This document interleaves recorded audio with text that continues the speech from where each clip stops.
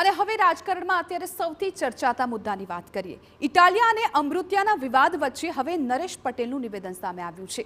રાજીનામા અંગે નરેશ પટેલે નિવેદન આપ્યું છે। પ્રજાએ ધારાસભ્ય બનાવ્યા છે તો 5 વર્ષ પૂરા કરવા જોઈએ। સોશિયલ મીડિયામાં વિવાદો નહીં, સમાજના કાર્યો કરવા જોઈએ। આ નિવેદન નરેશ પટેલ તરફથી સામે આવ્યા છે। હું એમ કહીશ કે જ્યારે યુવાનોની વાત આવે, દેશની વાત આવે, આપણા સ્ટેટની વાત આવે, ત્યારે રાજકારણને પર રાખી કોઈ પણ પાર્ટી પણ તે સાચી વાત હોય, સાચી વાત રાજીનામા કેટલા કેમ કે એક ચૂંટણીમાં 3-3 કરોડ રૂપિયાના ખર્ચ વહીવટી તંત્ર લોકોને પણ સમયની આપની વાત બિલકુલ સાચી છે। હું એમ માનું છું કે જેને જે પણ પ્રતિનિધિ ચૂંટાઈને આવતા હોય અને એટલીસ્ટ 5 વર્ષ એ લોકોએ સતત કામ। તો અમૃત્યા અને ઇટાલિયા વચ્ચેની લડાઈ મુદ્દે અલ્પેશ કથિરિયાનું નિવેદન પણ સામે આવ્યું। બંને ધારાસભ્ય તરીકેની ગરિમા જાળવવી જોઈએ। બંનેની વાતો લોકશાહી માટે મજાક છે તેવું અલ્પેશ કથિરિયાએ કહ્યું।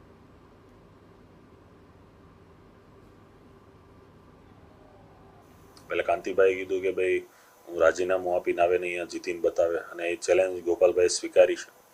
પરંતુ બંને અલગ અલગ પાર્ટીના અલગ અલગ વિસ્તારના ધારાસભ્ય છે। બંને લોકોને મત આપીને બંનેને વિજય બનાવ્યા છે। એટલે પહેલી ફરજ છે કે ત્યાંના વિસ્તારના લોકોના કામ થવા જોઈએ અને ફરજ બંને નિભાવવી જોઈએ, એ મારી અંગત વિનંતી પણ છે।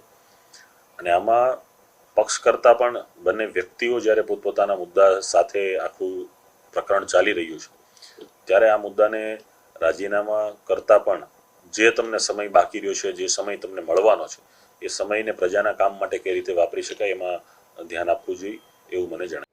ઉલ્લેખનીય છે કે મોરબીના ભાજપના ધારાસભ્ય કાંતિ અમૃત્યાએ ગોપાલ ઇટાલિયાને વિસાવદરથી રાજીનામું આપી મોરબીમાં ચૂંટણી લડવાની ચેલેન્જ આપી હતી, જે ગોપાલ ઇટાલિયાએ સ્વીકારી હતી। હવે ઇટાલિયાએ કાંતિ અમૃત્યાને રાજીનામું આપવાનો પડકાર ફેંક્યો છે।